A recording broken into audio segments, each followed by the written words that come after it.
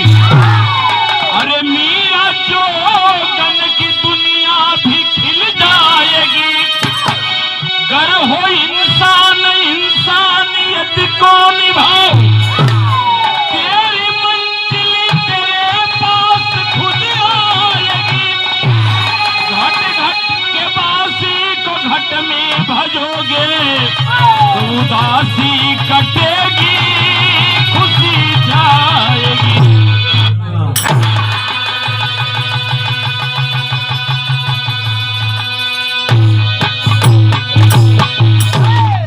इतिहास गवाह है प्रेमियों, पहले के लोग 80% लोग निरक्षर थे, औंठा टेक थे, लेकिन उनको इतना ज्ञान नहीं था, लेकिन समाज में लोगों का सम्मान करना, आदर करना उनको जरूर आता था।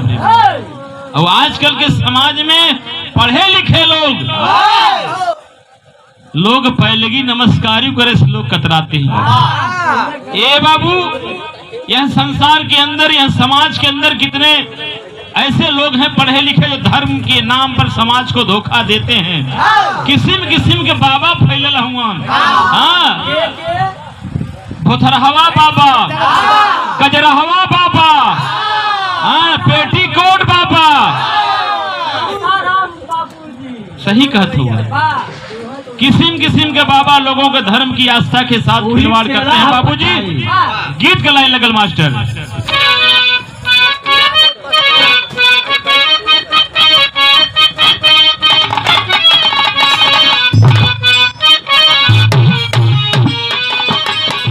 बहुत अच्छे।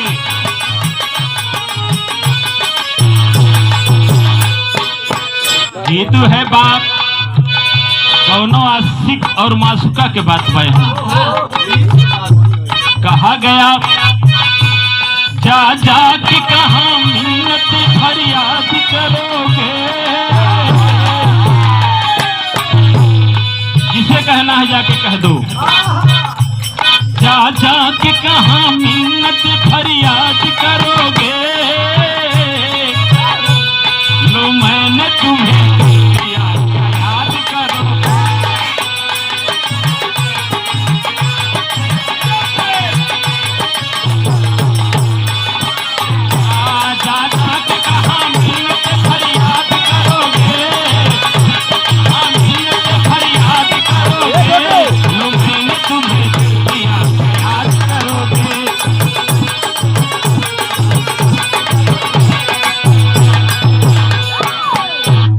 झूठ के चोला रंगा के यहाँ देशवा में केहू मरकहवा बाबा बनत बा, केहू कजरहवा बाबा बनता। ए बाबू, लेकिन अगर धर्म के साथ आप खिलवाड़ करते हो तो पक्का है कि अवश्य में भोक्तव्यम कृतम कर्मम शुभाशुभम। कहनाम बाप, दुष्कर्म राम रहीम आशा राम ने किया, दुष्कर्म राम रहीम आशा राम ने किया, मालिक ने उसके पाप का फल जेल में दिया।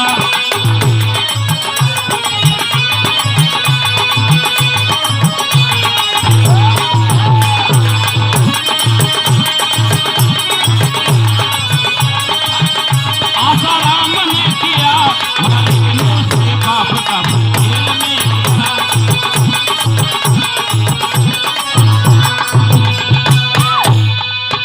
जैसन जे कैले से आज देखत हो राम रहीम हो चाहे आशा राम, जे किसी के साथ, जो किसी के साथ धर्म के नाम पे लोगों की आस्थाओं के साथ खिलवाड़ करेगा, अंजाम उसका बुरा होगा। ये बाबू,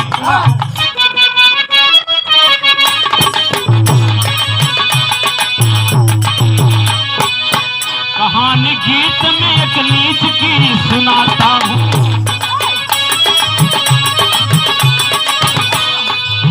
कर्म कुकर्म क्या होता है ये बताता हूँ। खुद थे डोम सुखन जो करते थे सफाई, सताते घर में अपने हर रोज लुगाई। गया दरबार में रानी को एक दिन देखा है, विचार मन में जगा किस्मत की क्या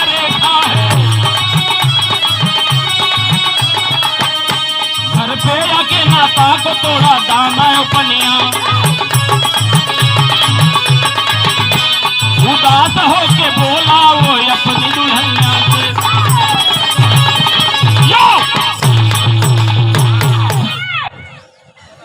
बात के ध्यान से सुन ला। सुपन नाम का डोम शादी भइल, घर में पत्नी आइल। सुपन डोम तो जो कुरूप थे ही, लेकिन पत्नी आइल तो वो इतनी कुरूप रहे। कहा गया कि देखिए शादी और विवाह प्रेमियों यहाँ से नहीं ऊपर से बंधन बन के आता है, तो यहाँ पे लोग उसको निभाते हैं। जोड़ा तो मिलल सुपन डोम के, लेकिन बाबू रच्चो अखिया में धांसे ना दुल्हनिया कब हो। अब सुपन डोम जाके राज दरबार के अंदर रोज नौकरी करे। एक दिन गाहे बगाहे उनका नजर रानी के ऊपर पड़ गई, और जौने समय रानी के ऊपर आज नजर पड़ल बा नरेंद्र भैया, सुपन जी ऊपरा से नीचवा देखते रह गए। सफाई वाला काम रहे, लेकिन सफाई करत करत नजर सामने पड़ गए। वह दिन से घरे अइले, बटेर लग गए भाई। आई के दुल्हनिया से कहे देख अब हम जाब ना, तई हमें एक कोने रच्चो हमारे अखियां धसते नहीं है। खाना पानी छोड़ दे बाबू लाल बहादुर भैया, खाना पानी सुपन डोम छोड़ दे। आज के बाद हम खाना पानी कुछ खाब ना, न पानी पियब न खाना खाई। दुल्हनिया कहले से अक्षर कौन विपत आ गल तुम्हारे ऊपर? कहले विपत कुछ ना बा, कुछ भी कह के चाहे जैसे तोर नहीं है रूही गांव में हो ना, जौने गांव का रानी है। कहे हाँ, तो कहे कम से कम वह जैसे हम यहाँ के सफाई कर्मचारी है तहूँ रहल हो भी। कहे हाँ, हमारे माई बाप सब खानदानी सफाई कर्मचारी। कहा एक बात कर, कैसे भी करके एक बार तो रानी से हमके मिलवा दे। जब से मिलवाई ना तब से हम खाब ना, मर जाओ शरीर को छोड़ दे। लेकिन बाबू यहाँ गीत गलाने लगल मास्टर बहुत बढ़िया। सुपन डोम का हक कैसे हूँ अपने औरत से।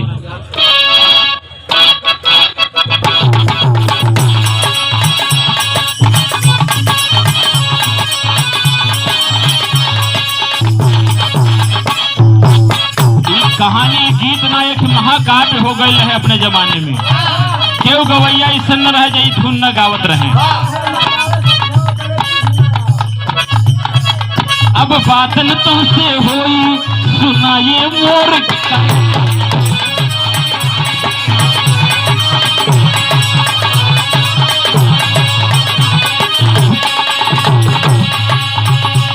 चले वाला तुझो भाई अकेले।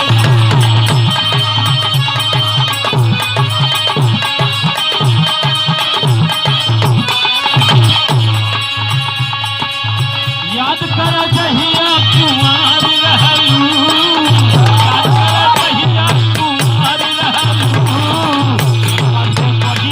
हमार रहलू ये जान। याद कर जहिया कुंवर रहलू, याद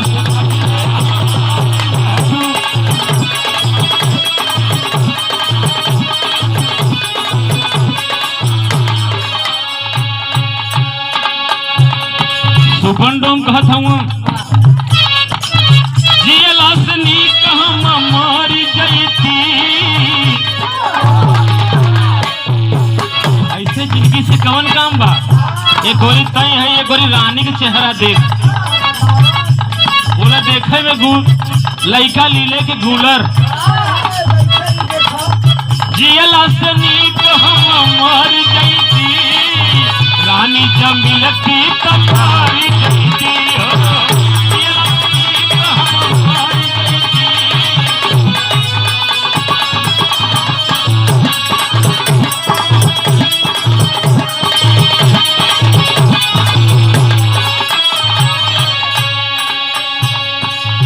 जहाँ पर नहीं हर तोहार पारी धनिया, बाड़ी जब ही से आई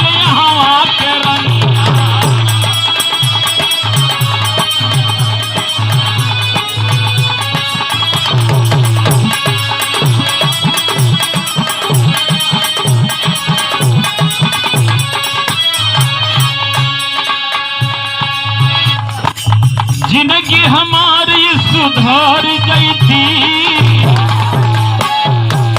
एक बार मुलाकात करवा देती उनसे, जिंदगी हमारी सुधर जैती। खेला से ठीक हमारी जिंदगी हमारी सुधर जैती।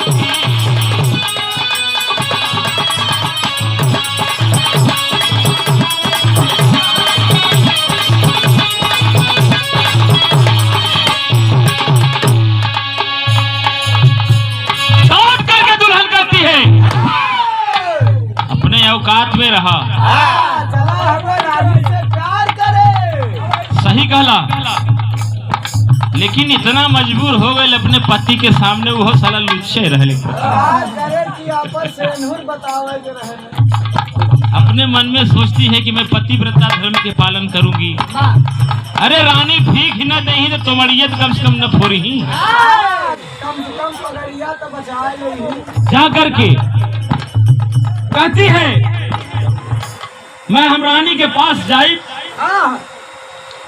और ये बात उनसे कहब कि हमार पति तोहरे प्यार में पागल हूँ। वहां से निकल के चल देती है रोते रोते। सुपन जी से कही बात अपने पति से कहले से। गीत का लाइन है मास्टर।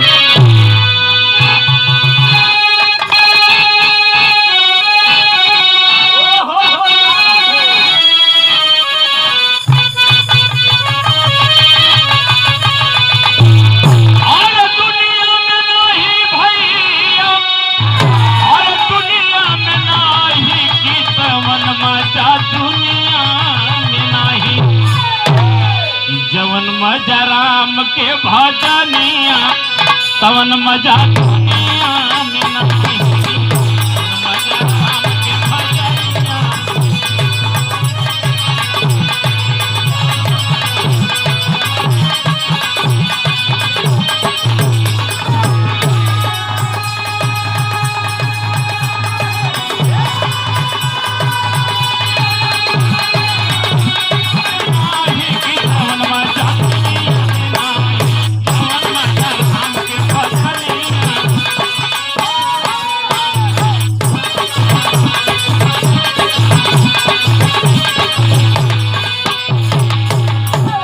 भाई श्रीमान सत्य आप हरिश्चंद्र यादव शाहपुर के पावन धरती से भैया के बार बार प्रणाम बा। सभी भाई के प्रणाम पहले की बात। और दिया कहलस की एक बात सही है, सुन ले तो के पति मनले है हम, लेकिन इतनी भारी हमसे गलती ना हुई। फिर भी आग डमवा जवन बाव के टार के कहले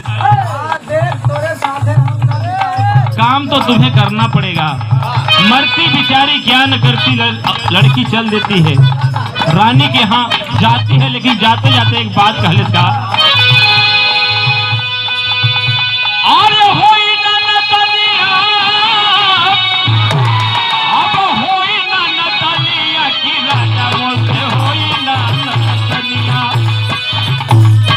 भैया हमसे होई ना नतनिया कि आंसू ढारे सुपन के दुल्हनिया राजा मोसे होई ना नतनिया।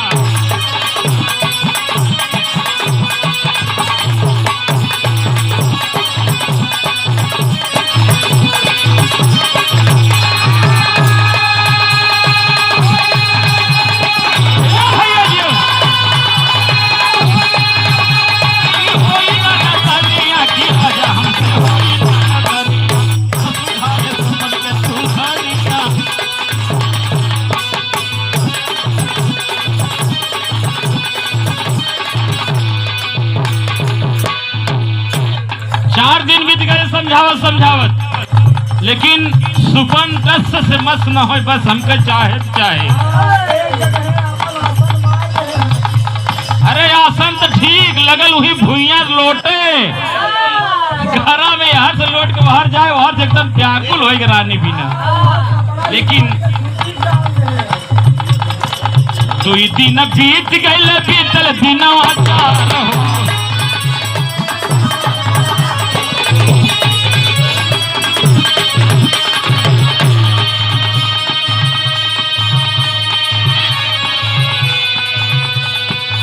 2 दिन बीतल बीत गईल दिनवा चार हो। अरे सुपल भुइया सुत गईल गोड़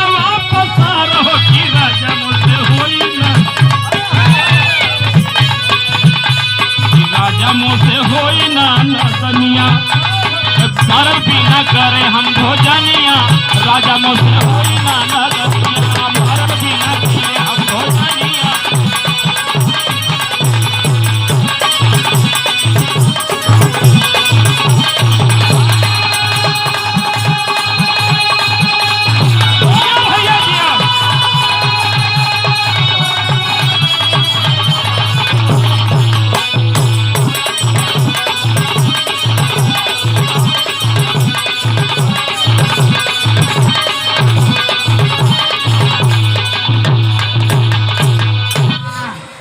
ये बाबू 4 दिन से भोजन छोड़ के घरवा में सुतल हैं उही डोम सुपन जी। अब दुल्हनिया देखत बा कि मर जाई। सोचिए एक पत्नी को एक पति से क्या अपेक्षा होती है, लेकिन आज वो पति क्यों दूसरे के पीछे दीवाना बा। ये बाबू नरेंद्र भैया जा करके रानी के सामने घूंघट काट करके कदमों में गिर जाती है, रोने लगती है। कहे पगली तोड़ तो नैहर हमारे गांव में हो ना जहाँ हमार नैहर हो। कहे हाँ रानी साहिबा हम हूँ ही गाँव कहीं जहाँ आप बोल क्या तकलीफ है। हमारे नगर की डोमिन है तू, अगर डोमवा तो के कौना प्रकार का दुख देत हो तो राजा का सिपाही भिजवा के 2-4 कोड़ा कहो तो मरवा दे। अगर घर द्वार न हो तो के घर द्वार बनवाई दे और राजा से कही के पैसा कौड़ी तो के दवाई दे। ये बाबू डोमिनिया जाए के पैर पकड़ ले कहे ऐसा कोनो तकलीफ ना बाय, हमार धर्मे के बहिन है। कहलस का शीर्षक में भाव लगल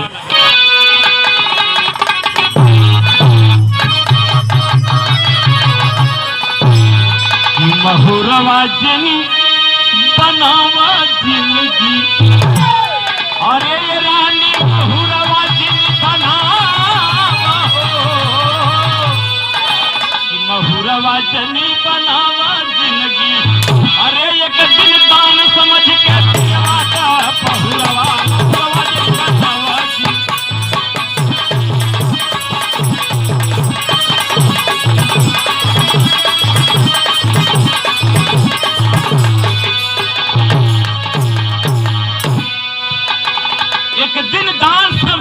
दियवा द पहुरवा महुरवा जिन दाना समझ के एक दिन हमारी मनसा पूरी कर दे। लेकिन बाहर लिखने वालों को प्रणाम करता हूं मैं। चौक का भाव लगा मास्टर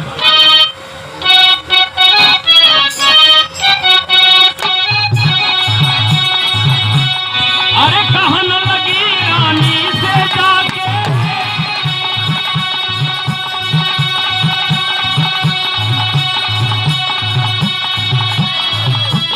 सुपन के दुल्हन समझा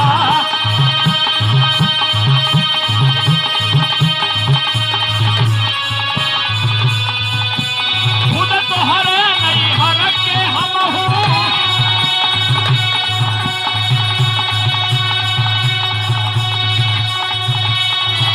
ये बहिनी धर्म का नाता तो हंसे बा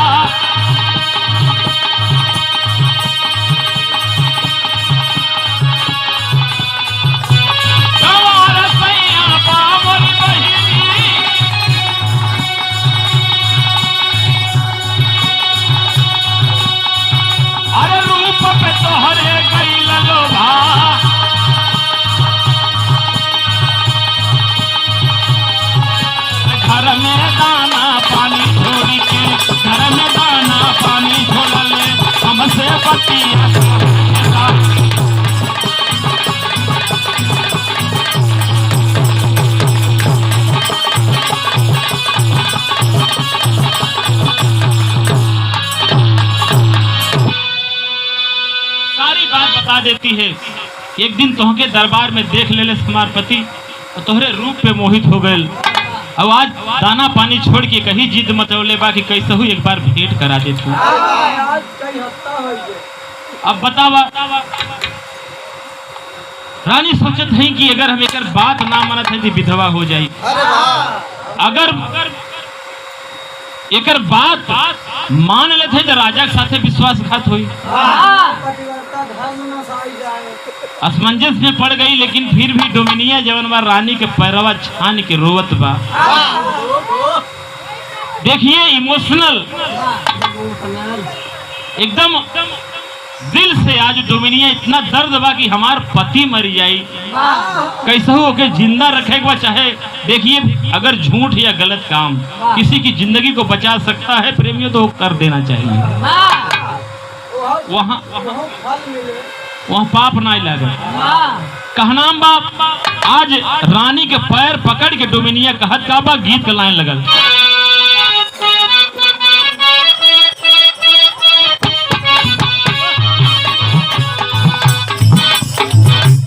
तो नदिया पारावा से अरे मोरा भैया अइले रे नदी, मोरा भैया अइले रे नदी, तब नाही बाबा विधवा कैले रे छोटकी।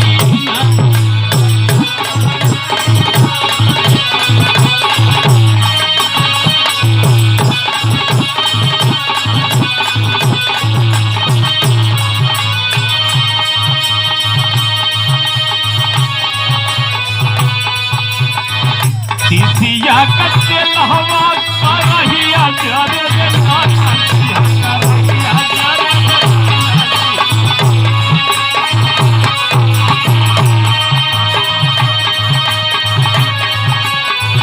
सिसिया कच्चे लहवा करहिया जारे रे नाची है करहिया जारे रे नाची वैसे जारे की हमार छोट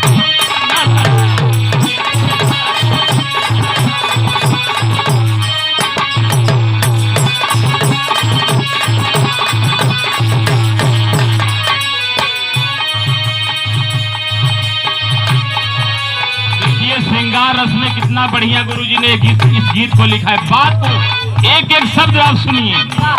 रानी की प्रशंसा में डोमिनिया गोड़वा धई के रानी से कहत का बा कि पावन धरा पे आके खिलल, पावन धरा पे आके खिलल कुमतिनिया बारू ये बहिनी। कुमदुनी माने कमल होता है कि पावन धरा पे आके खिलल कुमदुनिया बारू ये बहिनी, कि राजमहल के सबसे सुघर रोशनिया बारू ये बहिनी।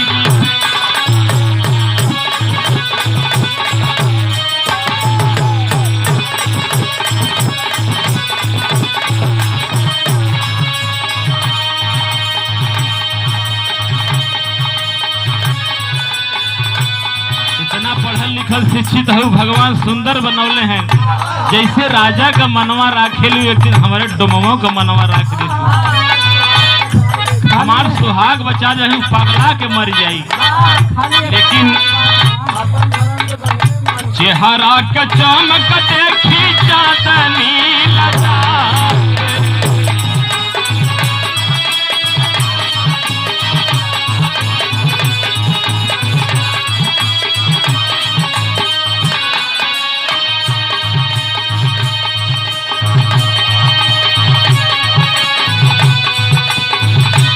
हवा से वाकी खो जाई पोखरा के खाले, हवा से वाकी खो जाई पोखरा के खाले।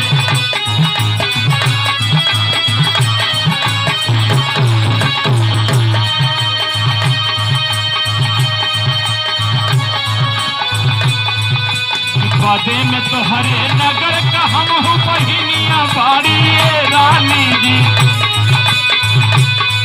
अरे पदे में तो हरे नगर के हम हो डोमिनिया बाड़ी ये बहिनी। आज महल के सुघर हसनी बाड़ी ये बहिनी।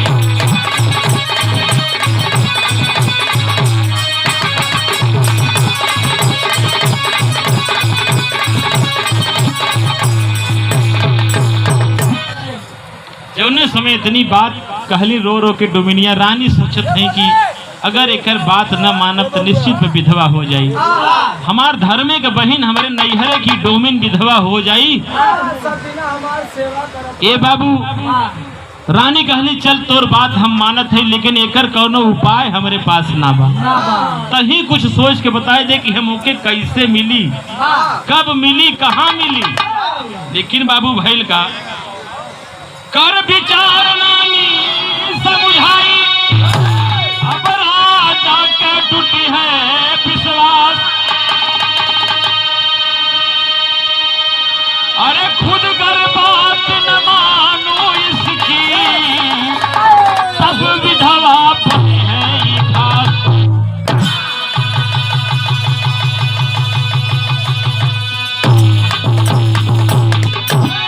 ये बाबू रानी कहा ठीक है, अब कुछ उपाय करना पड़ेगा इसके लिए। तेह गीत का लाइन बहुत पुराना लगल मास्टर। रानी और डुमनिया मिल के एगो योजना बनाओ थे उसे मिले खातिर। गीतिया वो है बाप कि यही है या नवैया हमारे सैया, यही है या नवैया हमारे सैया, में कि हम जवैया नहीं।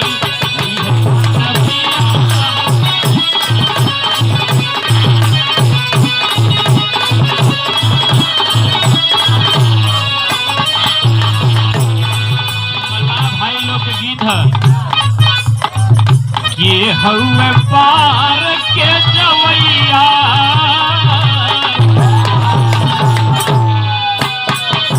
ये हउए पार के जवैया, अब दबा नहीं है।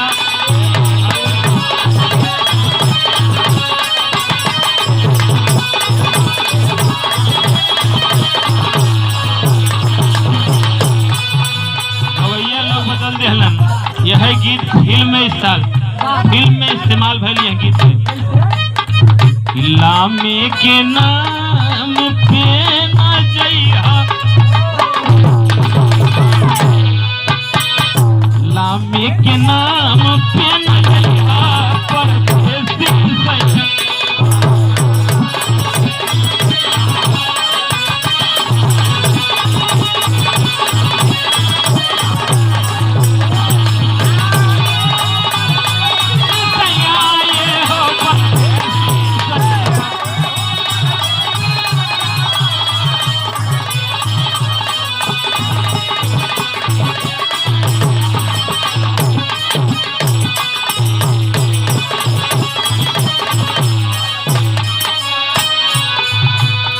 रानी और डुगनिया मिल के योजना बनावत है भैया। रानी कहली का योजना बनावे लगली रनिया, योजना बनावे लगली रनिया, टोकरिया संगवा।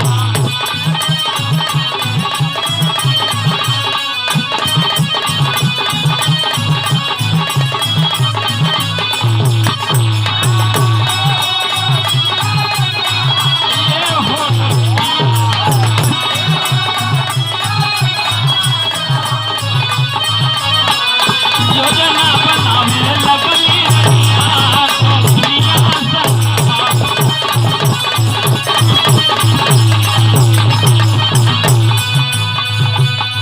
रानी कहली कि जाके अपने डुमवा से कह दे कि साधु बन जाए। जंगल में ना, यही काशी में गंगा के किनारे। नहीं नहीं, कहाँ कह दे जाए के गंगा नदी के किनारे, वही रेती बालू में साधु बन जाए। एक कई शर्त बा कि कोरी ताकई ने, कुछ मुँह से बोले ने, कहीं यह शर्त बा केहू से न बोले और साधु बन जा जाके के नदी के किनारे। और हम लोग राजा से कही के दर्शन के बहाने सुन के मिले चला। ए बाबूजी भैल का अरे झूठ बन जा साधु जाके तोहरो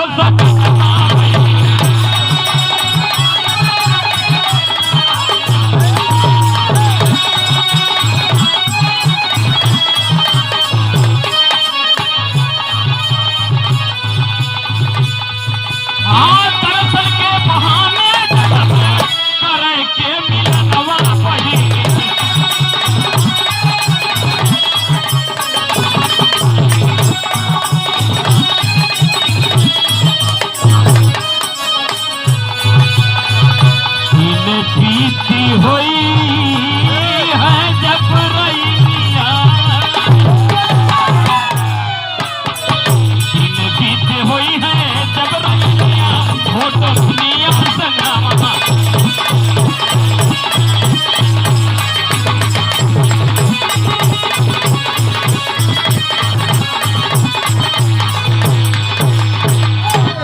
ये बाबू आज वह नदी के किनारे कहते हैं कि अगर तोहार दुल्हा साधु बन गई हैं, 6 महीना तक साधु बना रही हैं, पक्का बात 6 महीना खत्म हो 7वें महीना में राजा छुट्टी लेके हम उनके साथ 1 घंटा का समय निकाल के उनके साथे हम चले।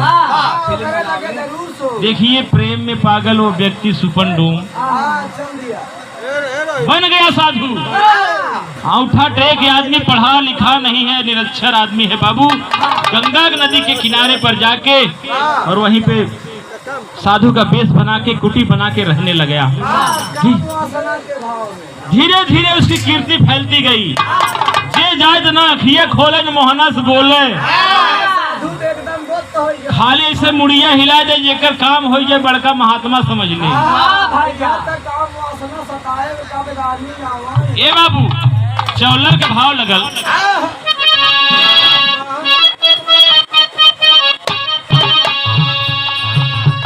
रूपन साजे कमंडल तन तो ते भभूतिया हो जुगुतिया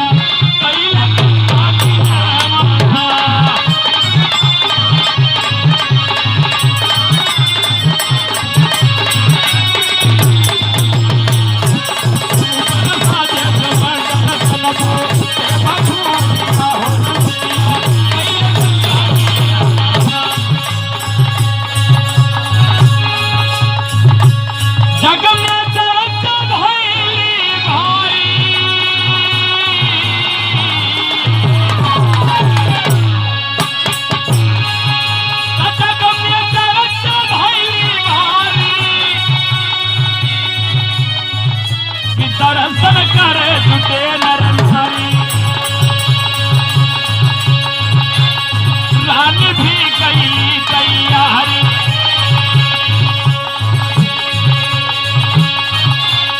साज गई अजब सवारी। कहरा उठा के चलले डोली, कहरा उठा के चलले डोली, तब संघा दिया हो जुगतिया पहले गंगा किनारा।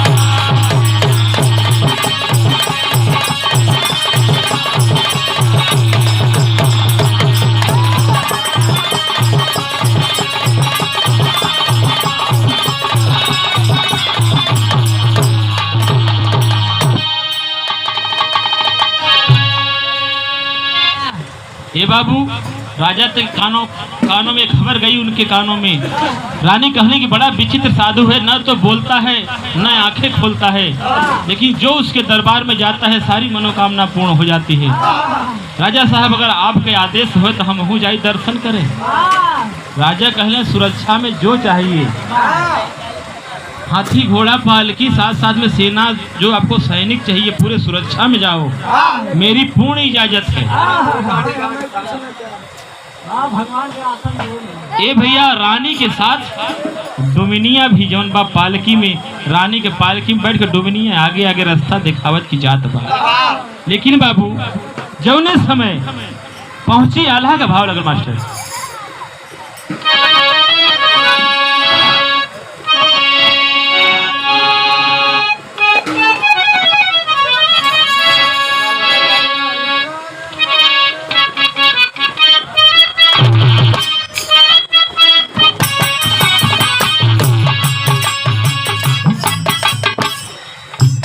भगती के सकती के अरे था नहीं जग में बाबू,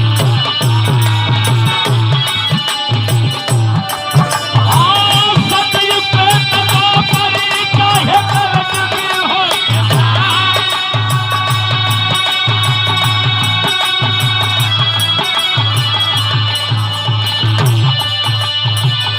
अगवय गवत उड़ल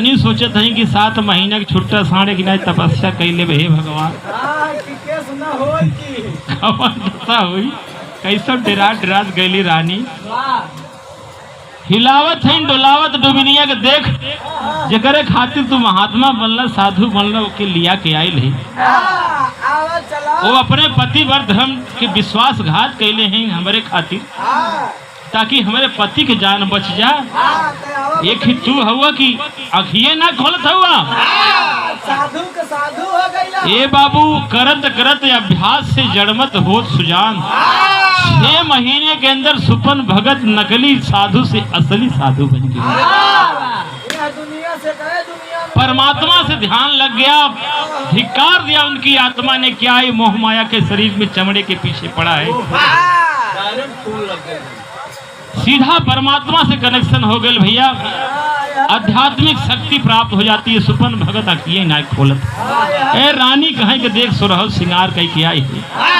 हाँ ऐसा बढ़िया कपड़ा तो हमको अपने राजों के सामने ना पहिरे बता तोरे लेकिन बाबू सुपन तो सुपन भगत अखिया खोलबे ना कर ब्रह्मलीन हो गया अंगूठा टेक आदमी एक नीच कुल में जन्म लेने वाला संत बन गया वही आज भी है गंगा के किनारे आप जाओ काशी घाट पे देखो सुपन जी का मंदिर आज भी है बनारस के अंदर लेकिन कहनाम बा जौने समय बहुत फोर्स कैली रानी वहाँ समय अखिया खोलले और कहले का एगो बार आखिरी प्रमाण लगल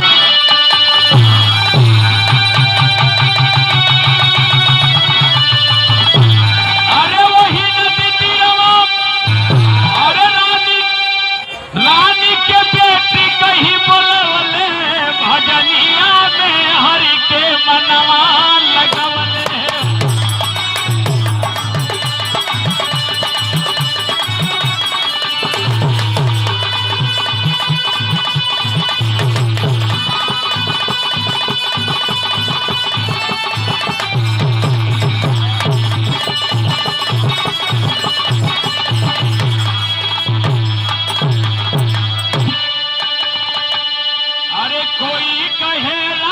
श्याम शिव जी के भेष में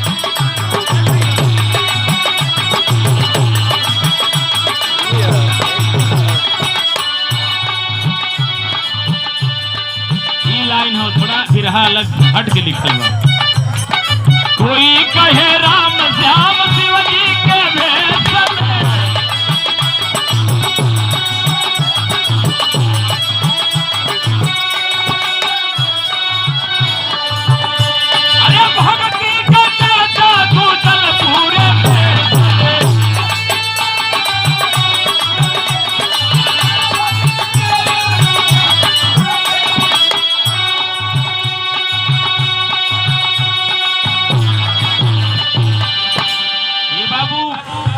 धीरे धीरे समय बीत गल द्वापर के युग आ गए जौने समय महाभारत का लड़ाई जौने समय जीत के 5 पांडव अलन हैं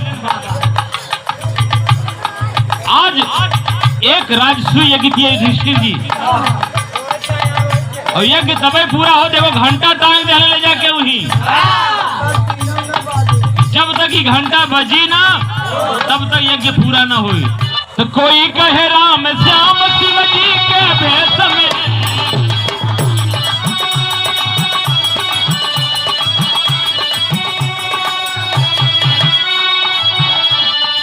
भगती का चाचा गूंजल पूरे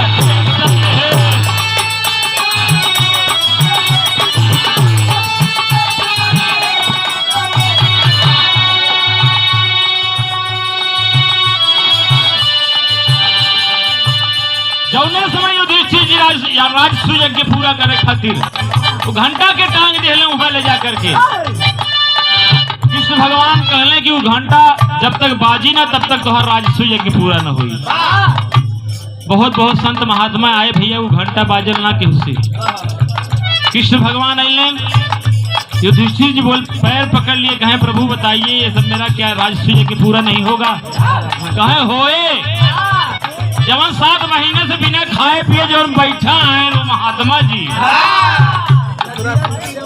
जाओ नहीं बुलाए के लिए आओ सोचिए एक आदमी अगर ईश्वर से लगन लगा ले, ईश्वर से प्रेम कर ले तो कहां से कहां पहुंच सकता है। पांचों पांडवों का यज्ञ, युधिष्ठिर का यज्ञ, वो भी सुपन रोम। धर्म की ये शक्ति होती है, भक्ति की यही शक्ति होती है। और जाके युधिष्ठिर का घंटा बजाले, भजनिया में हरि के बनवा।